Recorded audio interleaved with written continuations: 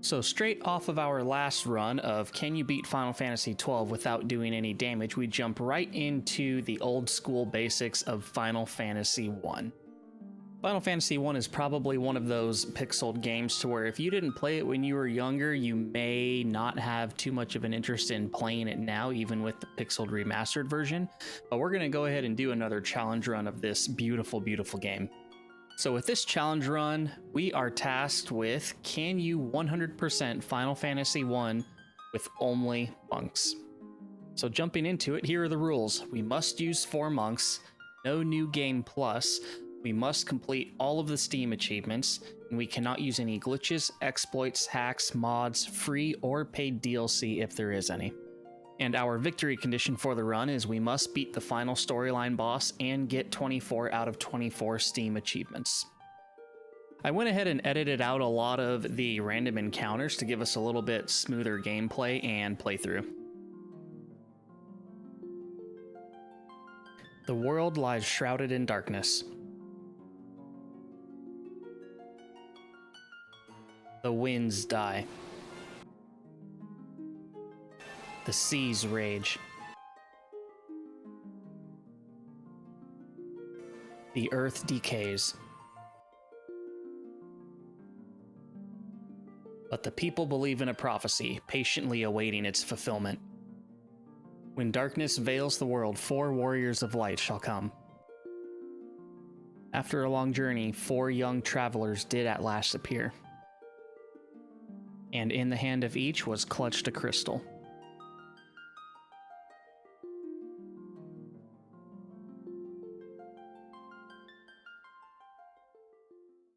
Nice colorful intro. So jumping right into it, we are outside of the castle of Cornelia with our 4 monks. Now all of our damage is going to be coming in from auto attacks, so the auto attacks are going to be stat based, which means level based. Higher level we are, the more damage we do. Go figure, right? We do spend about 5 minutes or so leveling up outside of town before we go ahead and go in, and then we will rest and try and leave town, but it turns out we can't. We need to go and see the king. So we get a forced little cutscene with the king, and he's just like, my god, it's the 4 warriors of light, prove it. So we go ahead and flash our jewels, and then he says, when darkness veils the world, 4 warriors of light shall come. He then requests us to go and rescue his daughter, Princess Sarah, who's been captured by Garland, and is located north up in the Chaos Shrine. We naturally say, yes, your highness, and then we go ahead and go to town, prepare first by going to the armor shop, buying some upgrades for our characters, and then seeing if there's anything at the item shop that we could need in terms of restorative items.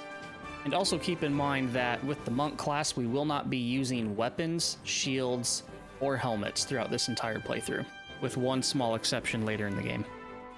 We go ahead and do a few minutes of grinding, then we proceed north up to the Chaos Shrine, where we use a sleeping bag, save it, and then prepare to enter. Once we enter the shrine, we'll go ahead and go to the center room where we find Garland calling us his king's lapdogs for whatever reason, as if he never had loyalty issues or anything. And then we see Princess Sarah behind him on the ground, what looks to be passed out. We auto battle with punches, and then he falls on our second turn. Rescuing Princess Sarah achieved. And then she's just like, oh my god, thank you for rescuing me. We roll out the red carpet and take her all the way back to Castle Cornelia, where we meet back with the king.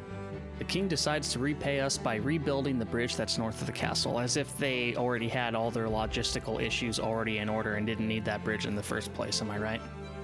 Don't forget to talk to the princess to obtain the loot. We go back into town, shop, rest, go outside, grind some more before making our way to the bridge, where a cool little cutscene occurs.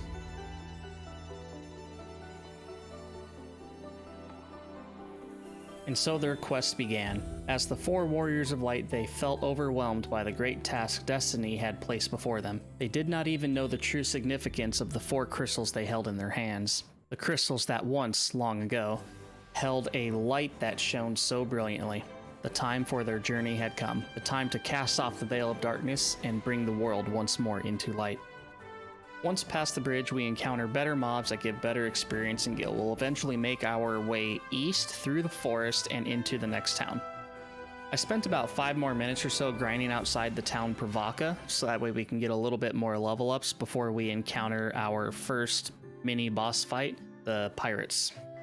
Over on the west side of town, go ahead and talk to the pirate-looking captain, and we are forced into a battle. I don't know if the mobs we face are static at 9 or if there's a random number. But from here, we just need to keep auto-attacking until everything falls. We do use a couple potions to try and make sure that everyone stays healthy, but we eventually win the fight, and we are awarded a boat. He says that he's decided to give up his life of crime, and so now we have our first sea vessel. We go ahead and rest, restock on restorative items, and then save it, and then we are off to grind a little bit more outside town, rinse, repeat until we feel like we're at a decent level to continue on. Once we're ready, we'll take the boat and go all the way south where we will come across a dock, and just right on the mainland is our next town. Elfheim is the next city that offers a boost in defensive gear, so go ahead and buy 4 copper armlets, equip them, so we're much better off than where we were. Once we're done in the town, we do go north into the castle where the prince is in a deep sleep and the healer says that we need something to wake him up. We then proceed out of the castle and northwest in between a mountain and river and keep heading north, and we will eventually come across our next destination, the Western Keep. We need to talk to the king here and figure out what he wants. He then tells us that an evil being named Astos, something like that, steals the crown and we need to go and retrieve his crown. So we head all the way south and we come across a peninsula that has a cave. This cave is probably going to be the toughest area we've come across so far. We need to make sure that we have a lot of restorative items going into this place, as well as some sleeping bags. We may need to go in and out a couple times to heal as we progress deeper into the cave. Upon entering the cave, we will go ahead and take the north route and then go down a level at the very end of the path. This is pretty linear for the most part, so go ahead and grab all the treasure chests in this area and then proceed back to the entrance and out. Go ahead and recover and save.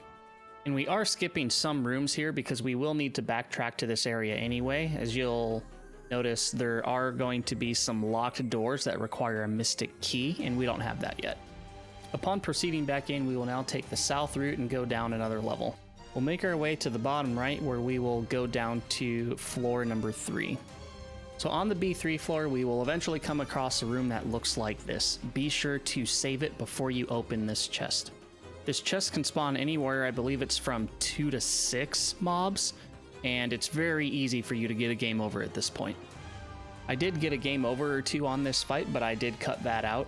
But once we eventually beat it, we do obtain the crown and we get to collect the rest of the chests and move on out of here. We return the crown to the king, and it turns out that we just delivered it back to Astos. So we start the battle and we get absolutely wrecked. I didn't heal up before the fight. I honestly didn't even look to see if this was a fight, but yeah, here you go, game over. So I run my little booty all the way back to town, res everyone, heal up, buy more items, and go all the way back. And on my way back, I was just like, oh my god, I didn't stop by the inn and heal everyone like I thought I did. So we do that again, and then we go back up. We save it before entering the castle and then retry the fight again. Not really much to say about this boss with our full party up, other than he just goes down quicker than a dog eating their dinner. With the boss being defeated, we now get a Crystal Eye. Now, the Crystal Eye is used for Matoya, perhaps the oldest character in the Final Fantasy series. Some of you may remember Matoya from Final Fantasy XIV as Master Matoya. After returning the Crystal Eye to Matoya, she gives us the Jolt Tonic. Now, with the Jolt Tonic, we can now leave the cave that is north of the starting Castle Cornelia and go all the way back south again by boat into the Castle of Elfheim. In Elfheim, we go ahead and give the Jolt Tonic to the healer, and then the prince somehow drinks it. I don't know how he's drinking it if he's in a coma. Maybe they have an IV back then. But anyway, he gives us the Mystic Key. Now it's time for us to backtrack to all of the locations that we've been to so far and open all of those doors that require the Mystic Key. So we're going to go ahead and do that now, as this is required for the 100% achievement. This is also a good chance to stock up on items and grind a little bit, as some of these chests, when we open them, they will contain monsters, which can be very strong for where we are at in the game. First location that we're backtracking to is the Western Keep. Go ahead and press square by default on the controller, and that will open up the map, and you can see where the rooms are at. When you are in a room and you still look at the map, you can see all of the other rooms as well to see if there's treasure in them. This is very useful for the marsh cave on the 3rd floor. We'll go ahead and backtrack all the way back to Castle Cornelia using the boat, and we'll recover, we'll save, rebuy items, and when ready, we'll head into Castle Cornelia that has some very valuable chests in the 2 upper right rooms. And in one of the chests, we get the nitro powder, which is required for storyline progression. Once we're done with the chest here, we will then exit the castle and go all the way to the northwest again, back into the Chaos Shrine and collect the remaining chests on the 1st floor. Once we're finished, we'll head back on the boat and go to the top northwest section, where we will get off the boat and then enter the cave, Mount Durgar? Mount D. We'll just call it Mount D. Anyways, we'll go all the way down to the south end of the mine and give the nitro powder over to the dwarf, while he will have a smashing good time blowing stuff up. This will allow our ship to sail outside of this enclosed area and give us some more content. So naturally, we'll head back to our ship and then go ahead and sail through the passage that was just opened and keep heading west and dock at our first village and enter. We now enter Melmond. Melmond is the next town that allows us to upgrade the armor for all of our characters, upgrading to a silver armlet. Once again, we restock, we rest, and then we continue to head west.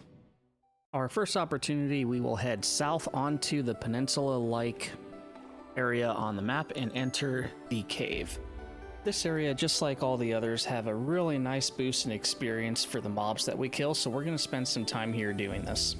This entire dungeon type area is pretty straightforward and linear, so just open up your map, get all the rooms, check the treasure chests, and then proceed down on the floors until we eventually reach the boss. The vampire boss is probably the easiest boss we'll fight so far. It's definitely very common to one-round this boss, as you'll see here. Upon overdosing the vampire with some vitamin D, grab the chest for the star ruby, and this is required for story progression. Now we'll go ahead and exit and then go ahead and continue west along the island, and we will come across a cave. We will give the golem the star ruby, which then opens up a path for us to go south and grab these treasure chests. Once that's done, we will proceed north and exit the cave. After exiting the cave, we'll wind around the mountains and enter another cave called the Sage's Cave. There's nothing else to do here other than listen to the music, relax, have a nice cup of tea, and then talk to the sage for the Earth Rod. The Earth Rod is also used for storyline progression, which will be used at the bottom of the Earth Cave. Because of the grinding that I've been doing, I've amassed quite a bit of gil, so I decided to go back to town, restock, resupply, rest, save it, and then we are on our way to the Earth Cave, back to where we killed the vampire at the very lowest level. Right past the vampire, you're going to see a door with a stone-like structure, and this is what the Earth Rod is for. Proceeding through the linear path, we face our toughest boss of the playthrough yet. The Lich loves to use AoE spells like Fyra, Blizzara, etc. And his most damaging effect, at least for the group makeup that I have, is when he casts Slow on the group. Slow doesn't really affect their turn percentage, but what it does is it drastically reduces the damage I do down to 1. So if you have 4 characters that are doing 1 damage a turn, and this thing's got 1200 HP, 1200 rounds, yeah, no thank you. So after getting my first game over on this fight, I did learn that when a character dies, their status effects such as slow is removed. So what I do on the second time that I fight him is I actually let 1 or 2 of my party members die, so that way I can res them, and they'll be doing full damage, instead of me having to try and use 1 or 2 people to consistently try and heal with his AoE spells. I toss out some remedies here and there to get people off of the paralyzed/hold status, so that way we can have an extra turn with our characters and not really be handicapped by that. Eventually, after successfully doing this strategy for several minutes, the boss finally falls. What a relief to be done with this boss. We can exit the cave via the teleporter, then we get back on the ship and go ahead and go over to Lake Crescent, which is on the right-hand side of the map. We grind for a few more minutes outside of the town, rest up, restock, all that jazz, and then we head on. The armor vendor here doesn't offer us anything, so we go ahead and go up to the middle of the town on the right-hand side, and we will eventually come across a path, and we need to talk to all of the sages, and the very last one will give us a canoe. We take this canoe and row our boat gently down the river all the way over to a volcano. This area, just like the Earth Cave, is really linear and straightforward, so just continue looking at the map, gathering all the chests, and then proceeding all the way down to the lowest level, where the end goal is going to be the bottom left-hand corner on the final level, where we face another boss. So we heal up, we quick save, and then we head into our boss fight against Merilith. Kind of a cool fact, since I just got done with my challenge run of Final Fantasy XII, Merilith is also in Final Fantasy XII as a hunt mark. Merilith has a tendency to do really high physical damage, which almost caught us off guard several times, so we're able to use high potions to heal through the damage while continuing to try and punch her into submission. This fight wasn't really anything special. I think I may have been slightly over leveled for where this was at for me to really kind of have a worry of dying, but we eventually defeat her. Just like before, we can warp out, and then our next destination is the Ice Cavern, but not before we recover our items and rest. Head back to the boat, sail north for about 1 to 2 screens, and then you will eventually find this alcove on the left, and here is the path that you will use with the canoe in order to get to the Ice Cavern. The Ice Cavern as well is pretty linear, so you'll make your way all the way down to the bottom until you reach this room. Now with this room, do not step on any of the cracks. You'll want to collect the treasures first and then step on a crack, which will then plunge you down to the next area. Continue to press square and collect all the treasure chests, and then you will come across our next room where you do not want to step on the crack before collecting the treasure. Back in a familiar room, go ahead and collect the Levy Stone and then step on a crack and then go ahead and exit the cave. We'll make our way back to the boat and head south singing some sea shanties, and our next destination is the desert area that is south of Lake Crescent. Walking to the center of the desert, an exciting small little cutscene unfolds. We now have the airship. The airship has the speed of Mach 2, so don't let that fool you. We'll go ahead and ride all the way north up to the town called Gaia, where we will re-up our defenses at the armor shop. The ruby armlets give us about a 50% increase in defense, which is absolutely massive for this point in the game. Our next destination is the Citadel of Trials, and we can't land anywhere close to it, so we have to run a marathon across the desert, through the plains, through the forest, over a river to get to our location. Upon entering, there's only one thing to do, and that's to talk to the dwarf-looking mage bro. He tells us that we need some courage and to sit on the throne at the end of the trial. In case you guys are following along, I went ahead and left the path that we'll take in order to clear this place in here for us. One of the good things about this game is every time you enter in a new scene, the game will quick save for you. As you can see right here, I face 4 mind flayers, and it's complete RNG on if they'll just insta-kill my party, which they just happen to do. So we only lose a few steps. We'll go ahead and grab the chest from the room on the right, and then we will take our third teleporter, which will take us to the 3rd floor. Go ahead and collect all the chests, and then you will find yourselves in another room at the very end of the linear path. Open the chest to collect the rat's tail, which I'm not 100% certain if this is storyline required. What this item will do is when we turn it into Bahamut, it will allow us to ascend our class. Go ahead and fight the mandatory mob here and then sit on the throne. Back on the airship, go ahead and head over to the chain of islands that looks like the Philippines and enter all of the caves, collect all the treasure, and eventually you will come across a particular cave that will allow us to go to the 2nd floor in the basement. And this is our first encounter with Bahamut of the Final Fantasy series, and he ascends our classes from monk to master.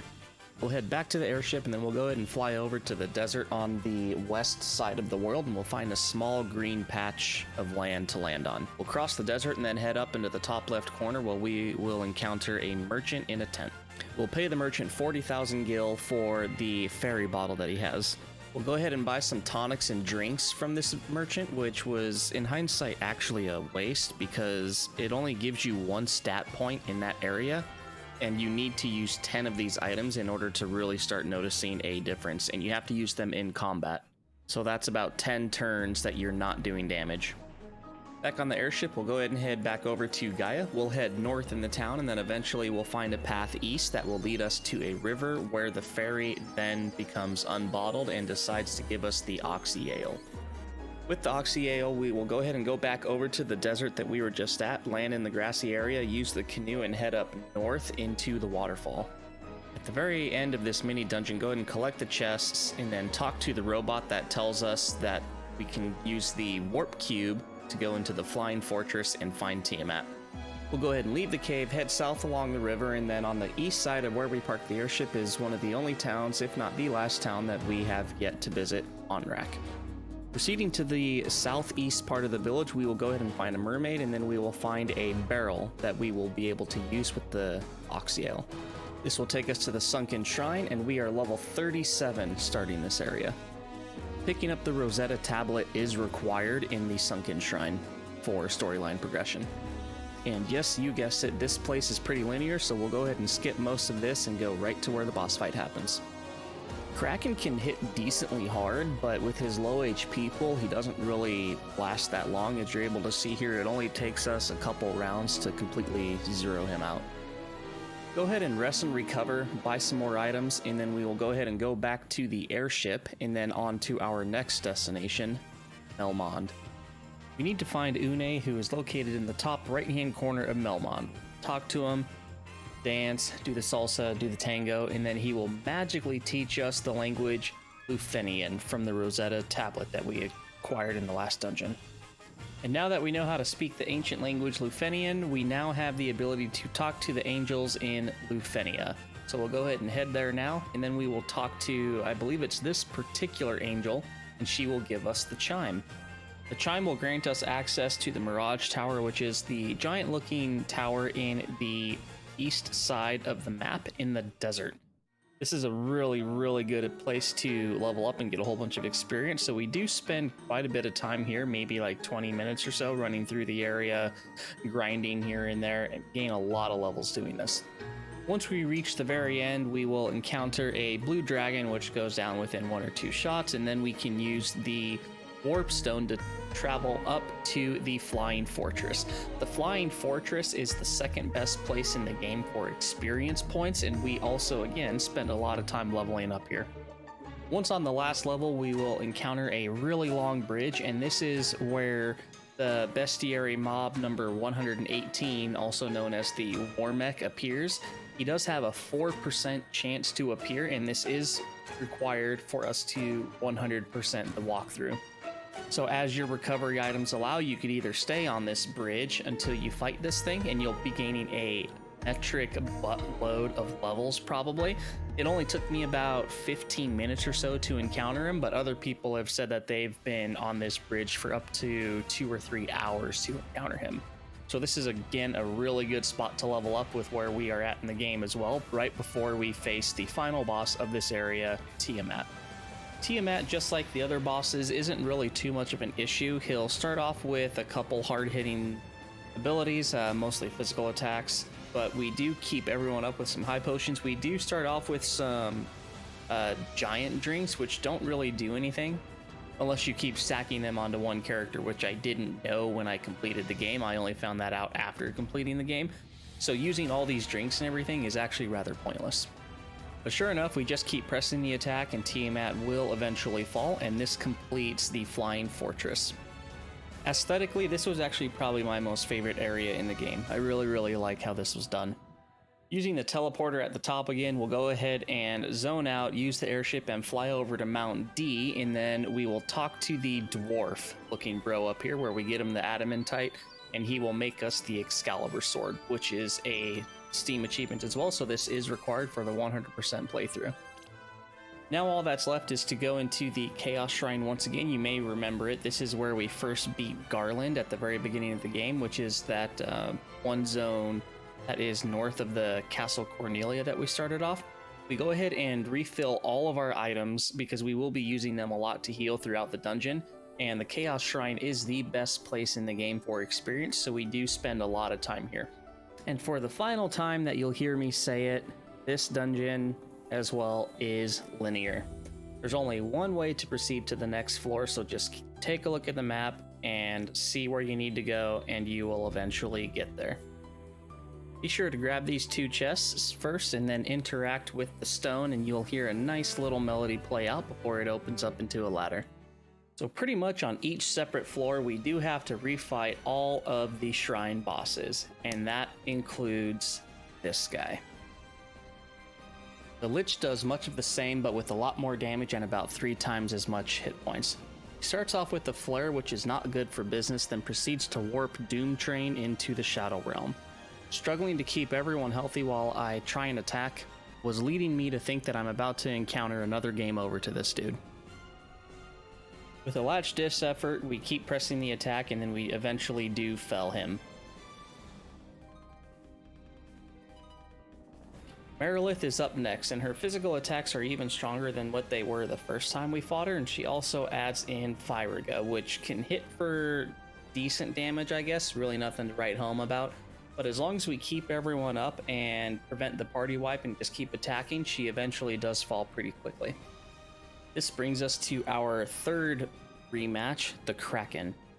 I'm not really sure what it is with these boss fights, but Doom Train seems to keep going down over and over and over and over.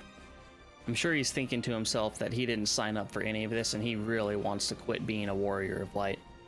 We keep pressing the attack with some high potions here or there, and the Kraken eventually falls again. With the healing becoming more and more, I wasn't really sure how this rematch against Tiamat would go, since it seems like we not only fought him that long ago, but with this rematch, he's even stronger. About 3 times the amount of HP, and his attacks hit a lot harder. Continuing to use some high potions here or there, some Phoenix downs, everyone keeps going down, we keep rezzing, they keep going down, keep rezzing, rinse, repeat, throwing some attacks in here or there. And once again, we just barely managed to eke out a victory. This is making me really nervous for the final fight. Chaos Shrine B4 is the final level of the entire game. This is where Garland resides. I spent a lot of time outside of the boss room leveling up. For our very first attempt at Garland, we enter in the fray at level 46. So Garland has 20,000 HP, and about every 12th or 13th turn or so, he uses Curaja, which heals him for 9999. So this is a DPS race to kill him before he heals. And Garland's physical attacks are unrivaled by any mob in the game so far. He hits my characters for 400 to 700 a physical hit. That is absolutely insane.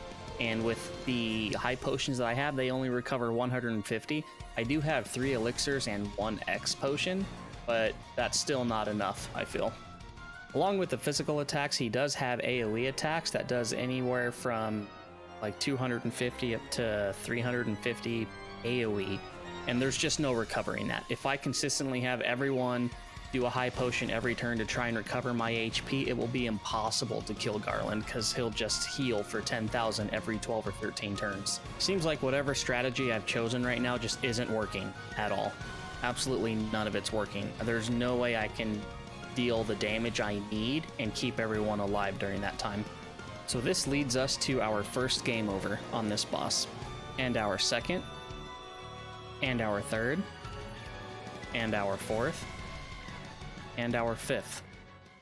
It was at this point that I decided I need a little bit of a break, so we go ahead and check out our achievements, and we figure out that we still need the hidden puzzle. So this requires us to be on our boat. We hold the confirm command, which is the enter on the keyboard, or the default, which would be like circle on the controller, and then we have to press cancel or backspace 55 times to get this puzzle. Now with this puzzle, just as you see on the screen, we have to line the numbers up 1 through 15. Once that's completed, achievement is achieved. This is also the moment to where we go ahead and go all the way back up to the Sky Fortress where we encounter the War Mech, which, as I mentioned earlier, it took us about 15 minutes to encounter him. Once we beat him, he does offer 32,000 experience, which in the grand scheme of things is nice for that particular mob, but it's not really worth grinding here because the mobs in the Chaos Shrine offer so much more on an average. So on the last few screens, you can see that the timestamp when we were trying to fight the War Mech was 9 hours 11 minutes, and we are now arriving at the final boss Garland again at 10 hours and 36 minutes. So we spent almost an hour and a half grinding here with several attempts here and there trying to fight Garland while we leveled up. We are now level 67 going into the final fight. So with all the previous attempts that I've had, I've decided to take a different approach, and one of them was to realize that healing basically just isn't really going to happen. The only way that I can heal myself are the 3 elixirs and the 1 X potion. High potions aren't worth it. So instead of using a high potion, I just decide to attack or use an elixir on anyone else. Every single character is going to heal themselves instead of another character. So that way, if one character dies, then they're not using a elixir on someone who's already at a really high HP point. So for here, basically my understanding was to try and outstat the problem and solve the leveling up that I've done. I'm no longer using the drinks either to try and increase my stats, because once more, those are kind of pointless. And when a character is inflicted by slow, they will go on healing duty. It's not worth trying to have them attack, as the only damage that they'll do revolves around getting a crit, which is only about 75 damage anyway. With all the leveling up, we are hitting for a lot more damage now, 700 to 1000 on some cases, and the boss finally falls. This was a pretty interesting and fun run. It was really straightforward in terms of how linear the game was, but I also knew that going in, since this is my 3rd playthrough of it, but never a challenge run out of it. I was definitely getting pretty worried when we were doing the initial attempts on Garland, just from a healing perspective. I didn't know if this was actually going to be possible to try and beat, but we managed to do it. If you're still here watching this, I really appreciate you taking the time out of your day to experience this with me and what I've gone through with this kind of challenge run. I'd also really like to know how you came across this video as well. If you could let me know either in the Discord or in the YouTube comments, that would be really awesome and insightful for me. So on to what is on the horizon for me. I think the next game that I'll be doing is Star Ocean: The Last Hope. Currently, at the time of this video, it is on sale for $6 on Steam. That's super hard to pass up. It is a game that I have played previously. I believe it was the PlayStation 3, if I recall. But it was actually pretty good. I really enjoyed it. The combat system was pretty nice. I really enjoyed the characters. So it's going to be really nice to take a trip down memory lane. I'm not quite sure what sort of rules we're going to have in place for that game, but I definitely think that's going to be my next challenge run. Also in the description below are my socials that you'll be able to reach me at, as well as the other challenge run, my very first challenge run of Final Fantasy 12, Can You Beat the Game Without Doing Any Damage? That one's a really cool, and I really enjoyed that playthrough. And then also, I would really appreciate it if you were able to like, subscribe, and leave a comment on this video. And additionally, I would also like to hear from you if you've done any sort of challenge runs, or even hear your challenge run ideas. I do have a particular channel on my Discord specifically for challenge run ideas, and I'd like to hear from you. So once again, thank you very much for your time, and I will catch you in the next challenge run. Peace.